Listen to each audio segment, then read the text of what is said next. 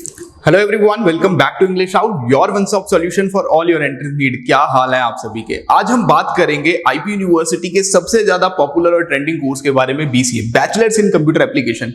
क्यों है ये ट्रेंडिंग और पॉपुलर? क्योंकि आज के टाइम में अगर मैं करियर पर्सपेक्टिव की बात करूं ना, तो इंफॉर्मेशन सेक्टर है जो सबसे ज्यादा ग्रोइंग सेक्टर है और बीसीए के थ्रू आप उस इंफॉर्मेशन सेक्टर में एंटर कर सकते हो।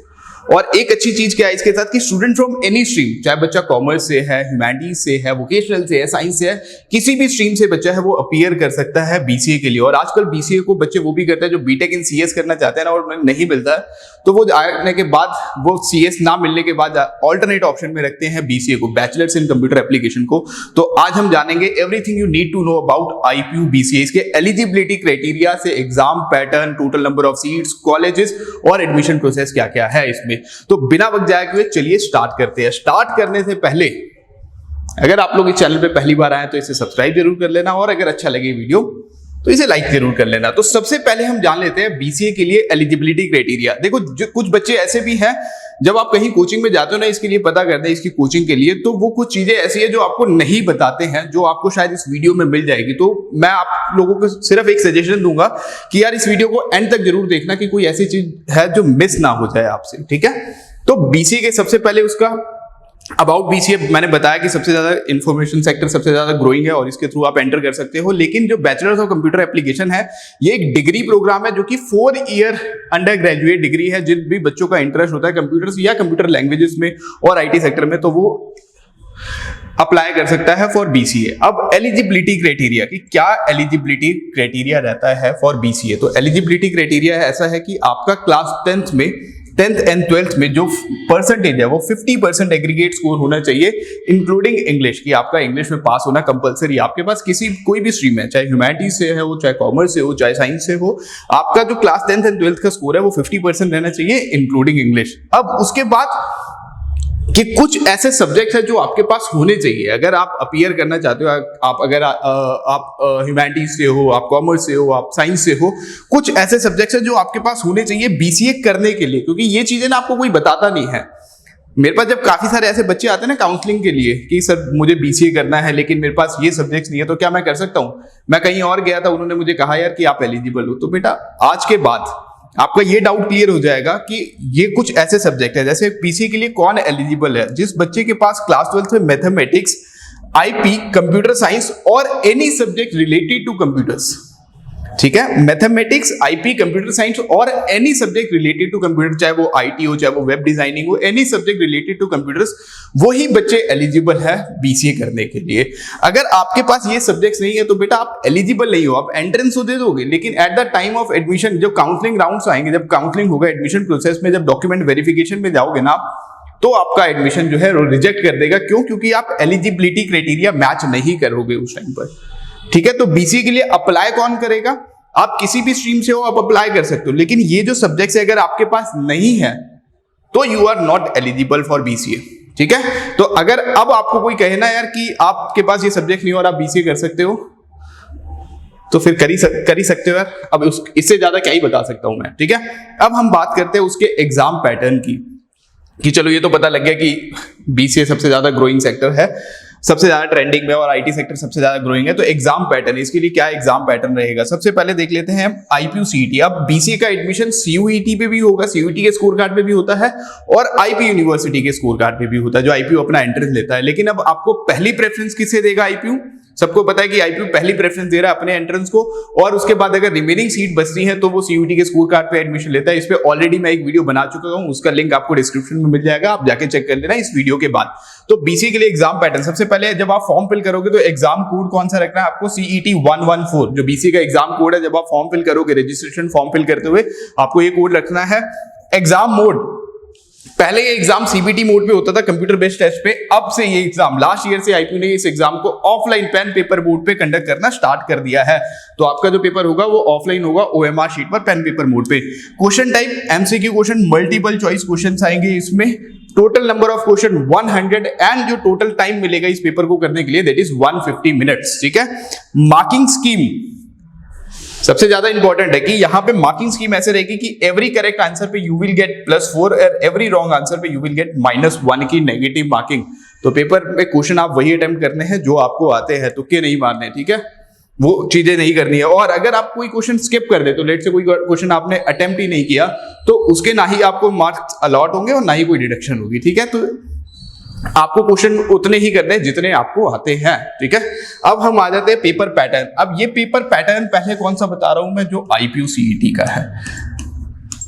मैं आपको दोनों ही पेपर डिस्कस करके बता दूंगा, मतलब दोनों ही एग्जाम का पैटर्न बता दूंगा। पहले जो IPU CET अपना लेगा, उसके बाद जो CUET के लिए कौन कौन से डोमेन सब्जेक्ट रिक्वायर्ड है। तो IPU का पेपर पैटर्न देख लेते हैं हम। उसमें 4 सेक्शन होंगे। पहला first section is English, the total number of question is 15। पहला सेक्शन है इंग्लिश, जिसके टोटल क्वेश्चन आएंगे 15। Second is quants plus higher mathematics. अब क्वांट्स प्लस हायर मैथमेटिक्स, अब कोई ऐसा बच्चा है जिसने मैथ्स पढ़ा ही नहीं है, ह्यूमैनिटीज वाला कोई ऐसा बच्चा है या कॉमर्स वाला ऐसा बच्चा है जिसके पास IP या कंप्यूटर साइंस था, तो वो भी बच्चा अपीयर कर सकता है। लेकिन एंट्रेंस में बेटा आपके पास मैथ्स आएगा, जो एग्जाम आपको देना ही होगा। अब क्वांट्स प्लस हायर मैथमेटिक्स, अब क्वांट्स आपको पता है कि जो 6th to 10th का अर्थमेटिक मैथ्स है उसे हम कहते हैं क्वांट्स, और 11th 12th को मैथ हम कहते हैं हायर मैथमेटिक्स। तो इसकी टोटल वेटेज है 30%। अब आपको ऐसे भी कह सकते हैं हम कि इसमें जो मैथ्स आता है वो ऐसे आता है कि 15% होगा क्वांट्स एंड 15% होगा हायर मैथमेटिक्स। तो 15 क्वेश्चन होंगे क्वांट्स के, 15 क्वेश्चन होंगे हायर मैथमेटिक्स से। मैथ्स को देख के घबराना बिल्कुल भी नहीं है, ठीक है। The total number of question is 30। उसके बाद the third section is GK. अब जीके यहाँ पे वो स्टैटिक वाला पार्ट नहीं आता है कि जो Indian history, polity, geography, economics आता है जो CUET में आएगा, वो नहीं आएगा यहाँ पे। यहाँ पे जो जीके पूछा जाएगा वो related to science and IT, ठीक है। तो जीके का ध्यान रखना है यहाँ पे, क्योंकि ये आपके फ्री के नंबर होते हैं। तो यहाँ पे ऐसा ना हो कि आप वो जीके स्टैटिक वाला पार्ट पढ़ के चले जाओ जहाँ पे आप इंडियन हिस्ट्री, पॉलिटी पढ़ रहे हो। यहाँ पे जीके आता है related to science and IT, जिसकी वेटेज होगी 25 मतलब 25 क्वेश्चन आएंगे इसमें से, ठीक है। अब दैट लास्ट जो सेक्शन है, फोर्थ सेक्शन, वो है कंप्यूटर अवेयरनेस, जिसके टोटल नंबर ऑफ क्वेश्चन आएंगे 30 क्वेश्चंस। टोटल क्वेश्चन आपके पास होंगे 100 क्वेश्चंस। अगर आप में से किसी बच्चे को प्रीवियस ईयर का पेपर चाहिए, मेरे पास प्रीवियस ईयर का पेपर पड़ा हुआ है BCA के लिए, कोई ऐसा बच्चा जो सेल्फ प्रिपरेशन कर रहा है उसे प्रीवियस ईयर का पेपर चाहिए जस्ट फॉर देखने के लिए यार कि एग्जाम का डिफिकल्टी लेवल क्या होता है, तो आप मुझे मैसेज कर सकते हो इंस्टाग्राम पे। मेरा जो पेज है वो है योर एंट्रेंस गाइड के नाम से, जो अकाउंट है वो है योर एंट्रेंस गाइड के नाम से। आप इंस्टाग्राम पे जाके मुझे मैसेज कर सकते हो, DM करना। मैं आपको जो पेपर है उसका PDF का लिंक आपको फॉरवर्ड कर दूंगा वहां पर, ठीक है। आपको मिल जाएगा BCA का। अब CUET का एग्जाम पैटर्न फॉर BCA, मैंने कहा था ना कि दोनों तरीके से हो रहा है एडमिशन, CUET के स्कोर पे भी हो रहा है और IPU CET के स्कोर पे भी हो रहा है। तो मैंने पहले आपको बता दिया ये एग्जाम पैटर्न है IPU CET के लिए। अब हम आ जाते हैं CUET के एग्जाम पैटर्न पर कि CUET में अगर लेता है तो वो कौन कौन से सब्जेक्ट कंसीडर करेगा। अब CUET में लैंग्वेज में वो कंसीडर करेगा सिर्फ इंग्लिश। अगर आपने हिंदी अप्लाई किया हुआ है तो आप का एडमिशन रिजेक्ट हो जाएगा, क्योंकि कंपलसरी लैंग्वेज है कि आपको पास इंग्लिश रखना है। उसके बाद डोमेन सब्जेक्ट्स में मैथमेटिक्स और IP। अब मैं बताता हूं यार कि जो लोग हैं ना वो आपको इसलिए कहते हैं कि आप एलिजिबल हो इसके लिए, क्योंकि IP यूनिवर्सिटी क्या कहता है कि आपको डोमेन सब्जेक्ट अगर आपके पास ये क्लास 12th में है या नहीं है ये मैटर नहीं करता, बस हमारे एंट्रेंस में तो आपको लेने हैं। अगर आप ये लेके क्वालिफाई कर जाते हो तो आपको एडमिशन मिल जाएगा। इसीलिए आपको लोग कह रहे हैं कि हाँ यार आप एलिजिबल हो जाओगे BCA के लिए। अगर आपके पास IPCS नहीं है, कंप्यूटर से रिलेटेड कोई भी सब्जेक्ट नहीं है, मैथमेटिक्स नहीं है, तो आप एलिजिबल हो जाओगे। लेकिन बेटा ये तो एग्जाम पैटर्न है ना, मैंने क्या कहता है, एलिजिबिलिटी क्राइटेरिया क्या कहता है, एलिजिबिलिटी क्राइटेरिया कहता है कि आपका क्लास 12th में स्कोर 50% होना चाहिए और उसी के साथ साथ मैथमेटिक्स, IP, कंप्यूटर साइंस या any subject related to computers होना चाहिए। वो एलिजिबिलिटी क्राइटेरिया है। तो जो लोग आपको ये अफवाहें फैला रहे हैं उनको बताओ कि भाई मुझे एलिजिबिलिटी क्राइटेरिया भी तो चेक करके बताया। अगर फिर भी मना करे तो उन्हें बोलना कि कालीन भैया ने बुलाया आपको, ठीक है। अब हम आ जाते हैं सेक्शन 3 पे। सेक्शन 3 होगा जनरल टेस्ट। अगर आप लोग CUET के स्कोर कार्ड पे भी चारों एडमिशन मिल जाए आपको, तो ये है सब्जेक्ट जो आपके पास होने चाहिए इन CUET अपने डोमेन सब्जेक्ट्स में। लेकिन मैं दोबारा बच्चों को कहूंगा यार कि आप ऐसी गलती मत करना। IPU फर्स्ट प्रेफरेंस दे रहा है IPU CET के अपने एंट्रेंस को, सेकंड प्रेफरेंस देगा वो CUET को। अगर सीटें वेकेंट हुई तो वो CUET के स्कोर को कंसीडर करेगा। मैं बार बार बच्चों को कह रहा हूं कि यार IPU का फॉर्म मत मिस करो, अभी जाके आप IPU का फॉर्म फिल कर दो। बाद में जब CUET अगर आपका प्रेफरेंस है कि हाँ अगर बीसीए आप प्लान कर रहे हो कि नहीं यार मेरा प्लान ए ही बीसीए, मुझे करना ही बीसीए है, या आप बीबीए आईपी में किसी भी कोर्स को टारगेट कर रहे हो, तो आप आईपीयू का फॉर्म जरूर फिल करना। सीयूईटी के भरोसे मत रहना, क्योंकि सीयूईटी के स्कोर पे एडमिशन तो मिल जाएगा लेकिन टॉप कॉलेजेस में नहीं मिलेगा। जैसे महाराजा सूरजमल में एडमिशन नहीं मिलेगा, विप्स में एडमिशन नहीं मिलेगा, क्योंकि ये जो सीटें हैं ये सीईटी के स्कोर पे ही फुल हो जाएगी। तो ऐसी गलती मत करना, आप जाके आईपीयू का फॉर्म फिल कर देना। फॉर्म फिल करना कैसे है आपको इस चैनल पे वीडियो मिल जाएगी। चलो अब हम आ जाते हैं टोटल कॉलेजेस के बारे में कि टोटल कितने कॉलेजेस है बीसीए करवाते हैं जो आईपीयू यूनिवर्सिटी में। टोटल 30 कॉलेजेस है जो बीसीए करवाते हैं, और इन 30 कॉलेजेस में जो टोटल सीट्स है वो है 3330 सीटें हैं। टोटल सीट्स है बीसीए के लिए इन इंद्रप्रस्थ यूनिवर्सिटी। टॉप कॉलेजेस की बात करें तो एमएसआई महाराजा सूरजमल जनकपुरी में जो है, महाराजा सूरजमल इंस्टीट्यूट जनकपुरी में है। इसके साथ ये दिल्ली में रैंक 1 पे आता है for BCA, and all India rank 10 पे आता है फॉर बीसीए के लिए। तो अगर आप लोग प्लान कर रहे हो बीसीए के लिए तो एमएसआई सबसे अच्छा कॉलेज है, और इसका सैलरी पैकेज भी काफी अच्छा जाता है, जो प्लेसमेंट है वो भी काफी अच्छा जाता है। तो प्लेसमेंट में मैं एक अलग वीडियो लेके आ जाऊंगा, और उसमें की टोटल सीट्स वगैरह कितनी है और इसके लिए कितना स्कोर करना है उसके लिए एक हम अलग वीडियो लेके आ जाऊंगा मैं, जो आपको मिल जाएगी। उसके लिए आप मेक श्योर कर लेना कि आपने ये चैनल सब्सक्राइब किया हो, ठीक है। अब second is VIPS, Vivekananda institute of professional studies, जो कि है पीतमपुरा में। The third one is JIMS Vasant Kunj, fourth है जिम्स रोहिणी, उसके बाद फिफ्थ है आईआईटीएम जनकपुरी, पुराना वाला इंफॉर्मेशन वाला नॉट इनोवेशन वाला, उसके बाद ट्रिनिटी। काफी सारे कॉलेजेस है, तो मैंने इसीलिए कहा कि आप इस चैनल को सब्सक्राइब कर देना, क्योंकि यहाँ पे तो टॉप कॉलेजेस बताइए। बाद में जब एडमिशन प्रोसेस स्टार्ट होता है, जब काउंसलिंग राउंड स्टार्ट होंगे, तो आपको प्रेफरेंसेस वगैरह सारी देनी होगी, वो सारी चीजें आपको इस चैनल पे मिलती रहेंगी। और मैं आपको ये तक बता दूंगा कि किस स्कोर पे आपको कौन सा कॉलेज मिलेगा, लेकिन ये सारी चीजें हम बाद में डिस्कस करेंगे आपके एग्जाम हो जाने के बाद। अब हम देख लेते हैं admission process for BCA in Indraprastha university. अब देखो एडमिशन प्रोसेस क्या है कि सबसे पहले जो चीज आपको करनी है स्टेप 1 कि आपको आईपी यूनिवर्सिटी का रजिस्ट्रेशन फॉर्म जो है वो रिलीज हुए हैं। लास्ट डेट है उसकी 31 मार्च, आपको उससे पहले ही फॉर्म फिल कर लेना है। उसके बाद जब एंट्रेंस दे दोगे उसके बाद आपके क्या होगा कि एंट्रेंस एग्जाम आएगा, आपका एडमिट कार्ड आएगा, एडमिट कार्ड के बाद आप एंट्रेंस दोगे। जब सीईटी का रिजल्ट डिक्लेयर हो जाएगा, जब आपके रिजल्ट डिक्लेयर हो जाएगा, रिजल्ट डिक्लेयर होने के बाद आपको पार्टिसिपेट करना है इन ऑनलाइन सेंट्रलाइज्ड काउंसलिंग, जो आईपीयू का एडमिशन प्रोसेस होता है। अब काउंसलिंग का मतलब ये मत समझ लेना यार कि आपको वहां जाना होगा कि काउंसलिंग वगैरह होगी, वैसा कुछ नहीं है। ये जस्ट एक एडमिशन प्रोसेस है आईपीयू का, इसको नाम दिया हुआ है इन्होंने सेंट्रलाइज्ड काउंसलिंग, ठीक है।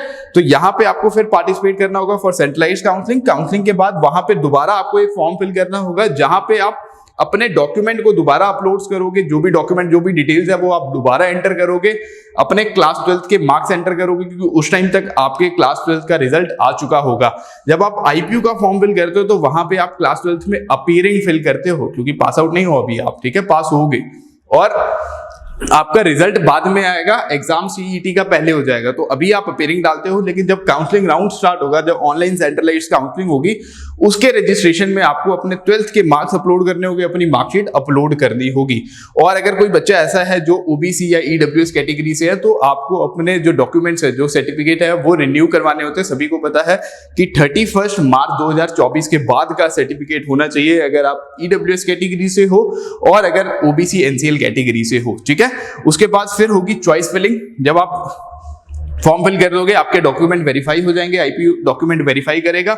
उसके बाद होगी चॉइस फिलिंग। चॉइस फिलिंग आपको जितने मैंने कहा ना कि टोटल कॉलेजेस कितने हैं, 30 कॉलेजेस है। अब 30 कॉलेजेस की प्रेफरेंस आपको आईपीयू को देनी है। अब आपका स्कोर कुछ भी है, आईपीयू का कहता है कि यार मैं आपको, ऐसा नहीं होगा कि आपका स्कोर है 80% या 85% और मैं आपको महाराजा सूरजमल अलॉट कर दूंगा, ऐसा नहीं होगा।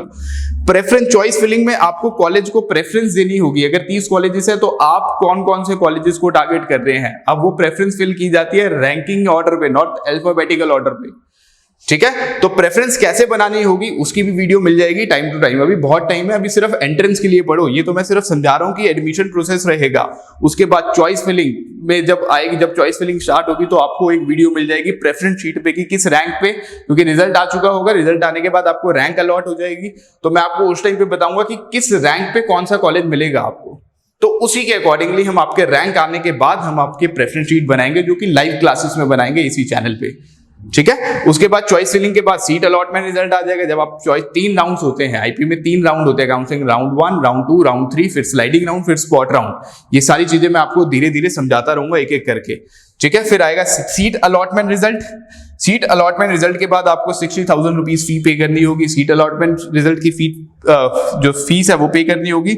और उसके बाद आएगा फ्रीज एंड फ्लोट का ऑप्शन। ये सारी चीजें हम डिस्कस करेंगे अपनी आने वाली वीडियोस में। अभी सिर्फ आप लोगों के लिए इतना है कि आप जल्दी से जाके आईपीयू का फॉर्म फिल कर दो और उसके लिए प्रिपरेशन करना स्टार्ट कर दो। ठीक है। अब जब प्रिपरेशन की बात करता हूं ना मैं, स्टार्ट कर दो, तो एक चीज जो गलती नहीं करनी है प्रिपरेशन करते हुए आपको, कि किसी भी इंस्टीट्यूट के क्योंकि आप लोग क्रैश कोर्स बैच ज्वाइन कर रहे हो, तो आप एक गलती मत करना कि किसी भी इंस्टीट्यूट का रिकॉर्डेड लेक्चर मत परचेज करना, हमारे भी मत करना। रिकॉर्डेड लेक्चर्स उन बच्चों के लिए होते हैं जिनके पास बहुत समय पड़ा होता है। अगर आप लोग प्रिपेयर कर रहे होते 6 महीने पहले थे, तो मैं आपको सजेस्ट करता कि रिकॉर्डिंग लेक्चर्स ले लो। या रिकॉर्डिंग लेक्चर्स वो बच्चे लेते हैं इस टाइम पे जिन्होंने ऑलरेडी एक बार पढ़ रखा हो, वो सिर्फ रिवीजन के लिए। क्योंकि रिकॉर्डिंग लेक्चर्स में क्या होगा कि आपको सारे कंप्लीट रिकॉर्डिंग्स तो मिल जाएंगे, लेकिन आप अपने डाउट क्लियर नहीं कर पाओगे। तो रिकॉर्डिंग लेक्चर्स मत परचेज करना किसी का भी। और दूसरी चीज की ऑनलाइन क्लासेस अगर कोई बच्चा प्लान करता है ज्वाइन करने के लिए, तो ऑनलाइन क्लासेस वहां वो ज्वाइन करना जहां पे आप टीचर के साथ इंटरैक्ट कर पाओ, कि आपके पास ऑप्शन हो कि आप अनम्यूट कर सकते हो अपने आप को और अपने डाउट पूछ सकते हो। जैसे आप पैंडेमिक टाइम में अपने स्कूल में क्लासेस लेते थे, जूम मीटिंग्स या जो गूगल मीट्स पे होती थी, कोई ऐसी क्लास मत ज्वाइन करना कि जहां पे आपको पता चले कि आप टीचर से बात नहीं कर सकते, चैट में पूछना होगा। चैट में रिप्लाई नहीं आते तो बहुत सारे बच्चे होते हैं। ठीक है। तो ये गलतियां मत करना। अगर आप सीट सिक्योर करना चाहते हैं ना आईपीयू में, और आईपीयू के एंट्रेंस को क्लियर करना चाहते हैं, तो 2 चीजें नहीं करनी है। एक तो रिकॉर्डेड लेक्चर परचेज नहीं करना है, दूसरी कोई भी ऐसी क्लास नहीं ज्वाइन करनी है लाइव ऑनलाइन क्लास जहां पे आपको चैट के थ्रू टीचर के साथ कम्युनिकेट करना हो। ठीक है। तो चलो आज की इस वीडियो में इतना ही। अगर आपका अभी भी कोई डाउट है, इस वीडियो से रिलेटेड कोई भी डाउट है, या और किसी प्रोग्राम के लिए आप प्लान कर रहे हो, तो आप मुझे कमेंट सेक्शन में कमेंट करके बता सकते हो। नेक्स्ट वीडियो में उसी पे लेकर आ जाऊंगा। तो आज की इस वीडियो में इतना ही। जल्दी मिलेंगे अपनी अगली वीडियो के साथ। तब तक के लिए गुड लक।